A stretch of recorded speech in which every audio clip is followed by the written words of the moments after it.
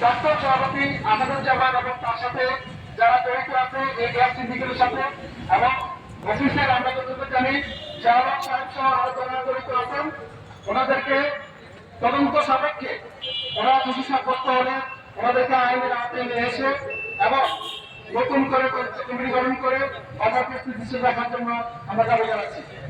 আমরা আরো জানতে পেরেছি ইউএনডিপি আমাদের ইউএনডিপি থেকে সহযোগিতা করা হয় এবং ইউএনডিপি বাংলাদেশের অফিস এবং অফিসের বাইরে কিছু লোক ইউএনডিপি যে কার্যক্রমগুলো আছে সেগুলো কামানি করে বিভিন্নভাবে পায়তারা করে যাদেরকে দিয়ে ওজন লাভ হবে তারা তাদেরকে দিয়ে গ্যাসগুলো আমদানি করে।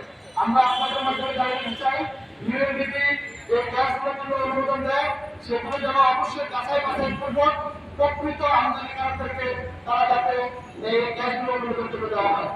আমরা জনগণের মৌলিক অধিকার আদায় করার জন্য আমরা এখানে বলেছি জনগণের মৌলিক অধিকার কারণ এয়ার কন্ডিশন এখন আর মানুষের প্লাস পণ্য নয়, এটা মানুষের মৌলিক অধিকার। আমরা আমাদের সমৃদ্ধি এয়ার কন্ডিশন সুবিধ আমাদের খাদ্য আমাদের চিকিৎসা এয়ার কন্ডিশন এখন আমাদের অঙ্গাঙ্গভাবে আমাদের সাথে জড়িত। এয়ার কন্ডিশন ছাড়া কোনো মানুষ চলতে পারে না, তাই এয়ার কন্ডিশন একটা মৌলিক অধিকার। আমরা আপনাদের মাধ্যমে ভারতীয় মন্ত্রণালয় সহ সরকারের উদ্যোগের অনুরোধ করব যে এই সেক্টরকে আমরা মৌলিক অধিকার হিসাবে এবং স্বীকৃতি চাই বাংলাদেশ আরেকটি মানুষ